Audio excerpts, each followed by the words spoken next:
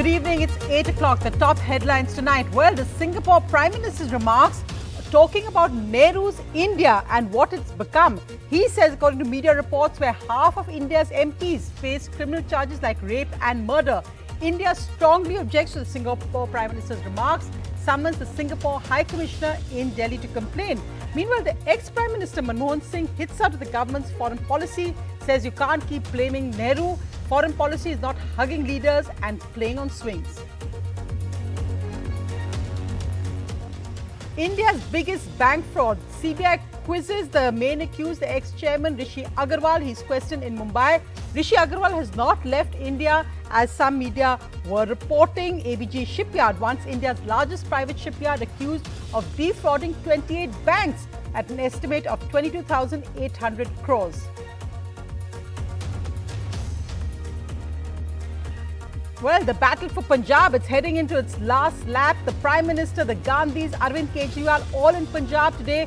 Rallies and roadshows, high stakes for parties. The Prime Minister takes on the Chief Minister and Priyanka Gandhi for Bhaiya remarks. Rahul Gandhi attacks Kejriwal. AAP says Vishwas claims are completely false and will take legal action.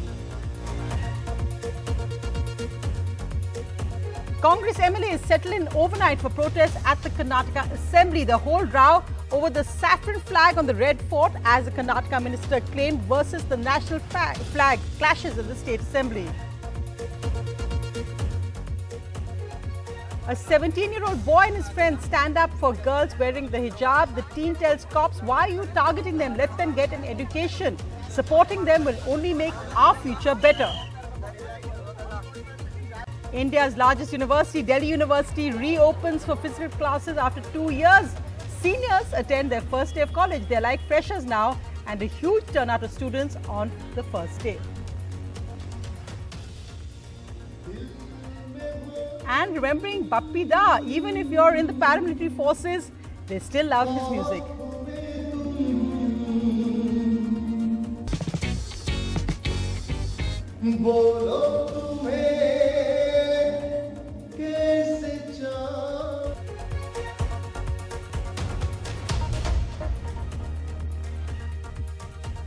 Our lead story tonight, well, it's extremely rare that India summons a Singapore High Commissioner. That's what happened this evening. The Singapore High Commissioner summoned over remarks that India says it has strong objections to made by the Singapore Prime Minister. The Singapore Prime Minister referred in these statements in the Singapore Parliament to Nehru's India and what it's become, saying reports say that half of India's MPs face criminal charges.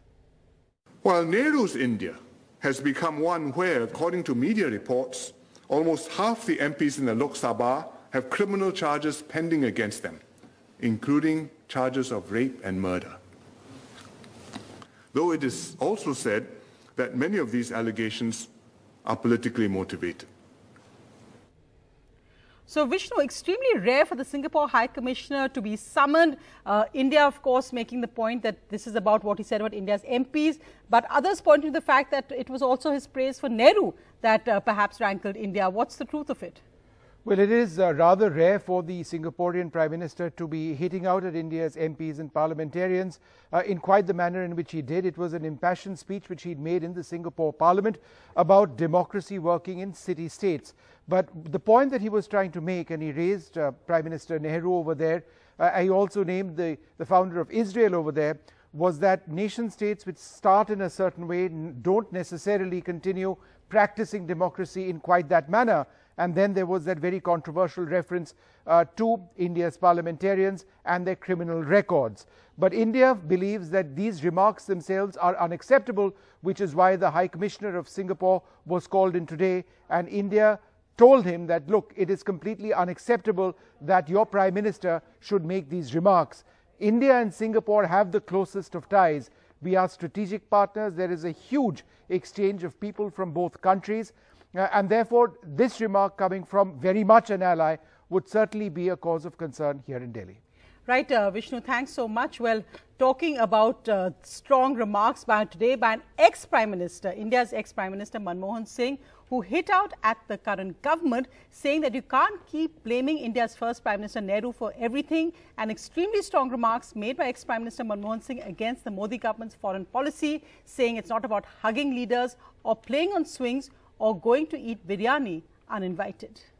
दूजे पासे साढ़े आज दे हाकम 7.5 साल सरकार चलाउण दे बाद भी अपनी गलतियां नूं मन के उन्हां विच सुधार करन दी बजाय लोकां दियां समस्यावां लई अपने पहले प्रधानमंत्री पंडित जवाहरलाल नेहरू नूं जिम्मेदार ठहराउण विच लगे हन। चीनी फौजी पिछले 1 साल तो साडी पवित्र धरती ते बैठे हैं, पर इस पूरे मामले नूं दबाउण दी कोशिश कीती जा रही है। मैं उम्मीद करदा हां कि हुण सत्ताधारियां नूं ये समझ आ गई होवेगी कि नेतावां नूं जबरदस्ती जफी पाउण, उन्हां नूं झूठे दवाउण या बिना बुलाए बिरयानी खाण पहुंच जाण नाल देश रिश्ते नहीं सुधर सकते। Ex-Prime Minister Manmohan Singh's remarks on the centre there. So far, no response yet from the Modi government. But let's go across the other breaking story tonight. Neeta joins us because Neeta, the CBI has today questioned the man who's accused of being the main accused in the shipyard case, the ABG Shipyard case, which is estimated to be a 22,800 crore scam. Now, firstly, there were so many reports saying that he had fled India, but he's clearly very much in India, in Mumbai. Absolutely, Sonia. In fact, not only him, other fours also, the CBI sources are telling us that they have located them and their whereabouts are known to the Central Bureau of Investigation. As far as Mr. Rishi Agarwal is concerned, he was questioned a day or two back. That's what CBI senior officials are telling us. In fact, they are also saying that he has assured them that in future also he would be cooperating whenever the CBI needs his help to go ahead with the investigations. But in this FIR, CBI has named 5 people and 2 companies. So it's a very, it's the biggest fraud, loan fraud case which in the independent India, which the India is facing. And in fact, the CBI is investigating. CBI also says that based on their information, even ED has, registered an FIR, ECIR, based on which they are also investigating further. And all the other 4 accused also are in touch with the Central Bureau investigation officers, and whenever need be, they can also be interrogated by CBI. But CBI says that these people were, Mr. Rishi Agarwal was interrogated after searches, that the searches in Pune and also in some parts of Mumbai were conducted on 12th of February, and after that, the case picked up its speed, and now the first director has been investigated. The big question, however, remains that, remember, these complaints started years ago, over 7 years ago. So if we're going to talk about finding documents now, it seems absolutely bizarre. In another case where the Income Tax Department also is carrying out searches currently at the residences of the former managing director of the National Stock Exchange, Chitra Ramakrishna, also in Mumbai. Now, again, the question remains that if you're searching her now, years after she's been MD of NSE, what would you actually find? But the Income Tax Department is now acting after a SEBI report came out which showed that confidential information of the National Stock Exchange was being leaked and regularly discussed by a yogi, a nameless yogi, a faceless yogi, whom Ms. Ramakrishna refused to name or identify, though apparently that she had met him, even been on vacation with him, and this man was directly involved in taking key decisions at the NSE and advising Ms. Ramakrishna at the time. She was the head of the National Stock Exchange. Well, let's go across to all the political action, and really today the focus was in Punjab. Tomorrow is the last day of campaigning. Punjab will vote on Sunday, and it's become a hugely exciting battle here now because, of course, there's been AAP there trying to put the Badlaav message across. Will AAP be lucky this time around? There's also, of course, the Prime Minister and Amrinder Singh now together, the Prime Minister campaigning, and the Chief Minister of the Punjab currently, Mr. Channi, both the Gandhis there today to support him. So lots of political action, lots of bites back and forth. But is this what the voters want?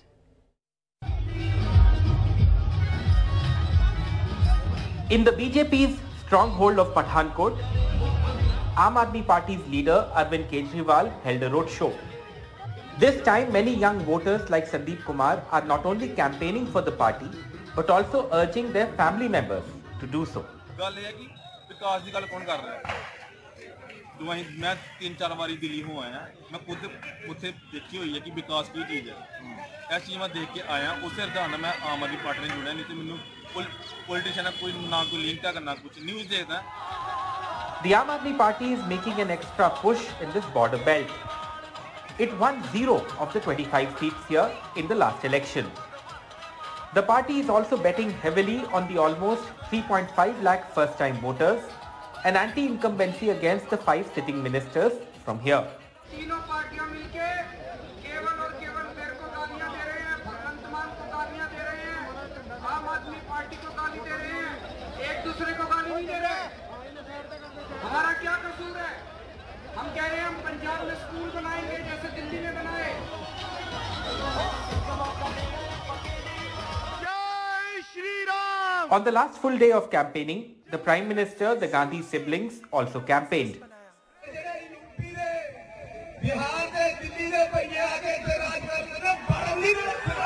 The Congress Chief Minister's UP Bhaiya jibe seized by the BJP. Congress के जो मुख्यमंत्री ने जो कल बयान दिया है और जिस पर ये दिल्ली का परिवार है उनका मालिक वो बगल में खड़े रह करके तालियां बजा रहा था. पंजाबियत ये है जो किसी के सामने नहीं झुकती. Priyanka Gandhi Vadra, who campaigned in Pathankot, attacked both the AAP and the BJP, but was forced on the defensive over the UP Bhaiya comment. ये क्या करते हैं कि किसी भी चीज को लेके उसको घुमा के पब्लिक के सामने इस तरह से प्रेजेंट करेंगे कि भाई बहुत बड़ा अपमान हो गया. चन्नी जी क्या कह रहे थे, एक संदर्भ में बात कर रहे थे. वो बेसिकली ये कह रहे थे कि पंजाब की सरकार पंजाबियों से चलनी चाहिए. केजरीवाल जैसे लोग बाहर से आकर खलल डालते हैं, मैंने उनके बारे में बात की है, लेकिन जो यूपी, बिहार, राजस्थान या जहाँ से भी लोग पंजाब में आते हैं और पंजाब में काम करते हैं, पंजाब उनका भी उतना ही है जितना हमारा.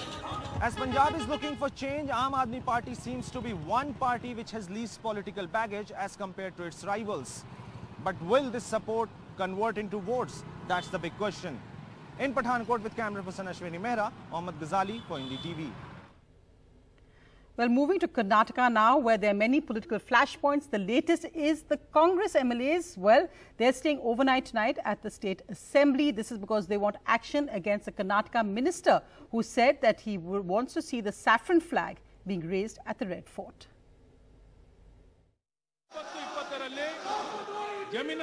Dramatic scenes in the Karnataka Assembly.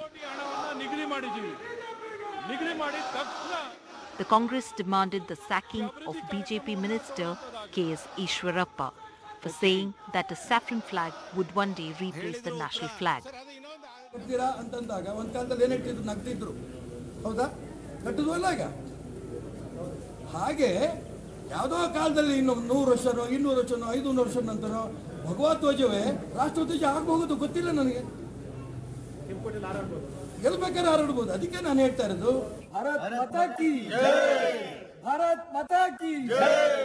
KPCC President D.K. Shipkumar said that the Congress will hold a night protest inside the assembly.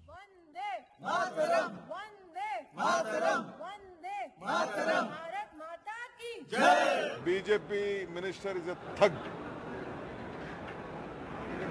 The image of this country, you want to place a in place of a tricolor, our national flag, you want to place a Kesari flag. While the BJP accused the Congress's Shivkumar of spreading false news that the tricolour was replaced by a saffron flag during an anti-hijab protest, the party is not endorsing its minister's controversial statement. You do not endorse his remarks in any way, right?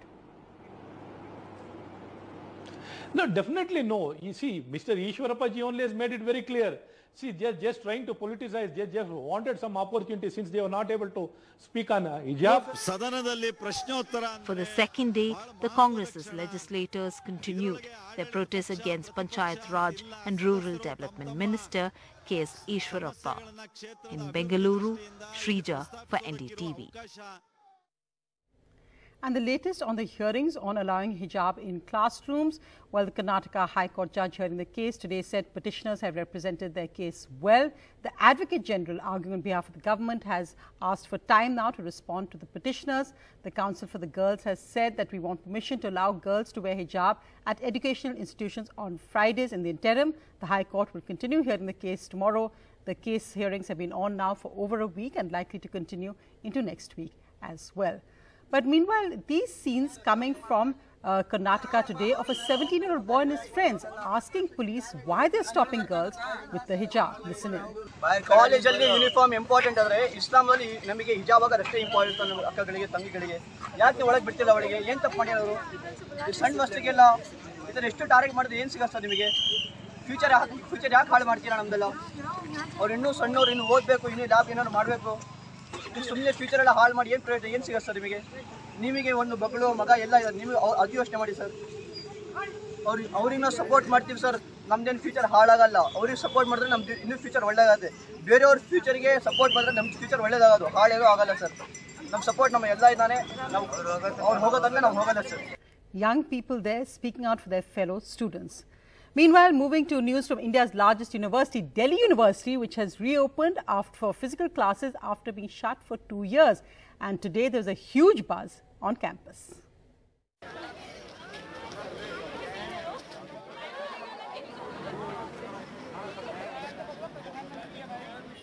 Friends meeting after months. Proud parents taking photos and the iconic eating joints buzzing once again. Now that the Delhi University campus has reopened after 2 years. Feels like a freshers to farewell journey directly, nothing in between. The last offline batch, we did get to attend 6 to 7 months of college, and we were exploring new things, hanging out and making new friends, and suddenly the world decided to fall like dominoes.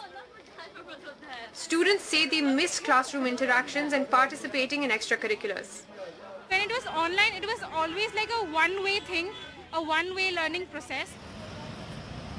The reopening has not been without challenges. Many outstation students are struggling to find accommodation as the reopening was announced with 1 week's notice. 3 महीना पहले book कराया था PG, उसका मैं यहाँ आई तो वहाँ बोलते हैं कि नहीं आपने ब्लॉक क्यों नहीं करवाया, आपका पीजी फुल है, आपको नहीं मिलेगा और पैसा भी रिटर्न नहीं कर रहे हैं, मैं बच्ची लेके कहाँ जाऊँ. The turnout was larger than expected, so at Hindu College the first day was spent in the sports field, with professors allocating teaching spaces where COVID protocols could be followed. It is not 100%, but if you can take a view yourself, you'll realize that the numbers is huge. 50% have turned up. Third years are less. First years being the very excited lot has turned up. The long-awaited reopening of the Delhi University has finally happened, and campus hotspots such as this Maggie Point are buzzing once again. The hope is that the learning and life experiences lost over the last 2 years can be made up for. With Suresh Kumar Ram, Meher Pandey for NDTV. Well, it was the funeral of music composer and singer Bappi Lahiri today. And fans are still paying him tribute, including this young constable from the Indo-Tibetan Border Police.